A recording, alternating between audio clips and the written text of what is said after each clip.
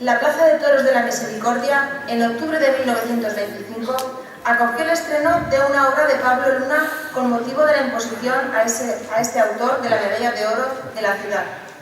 El compositor de Alhama de Aragón escribió para la ocasión una de las obras que más fama le habían de proporcionar entre sus paisanos, la suite sinfónica que lleva por título Una noche en Calatayud. Su magistral y brillante partitura evoca los sonidos de una noche de ronda bilbilitana. El silencio y la calma nocturna se ven rasgados por las notas de una bella serenata que, una vez concluida, da paso a la ronda interpretando una brava jota. Con ustedes, Noche de Calatayud.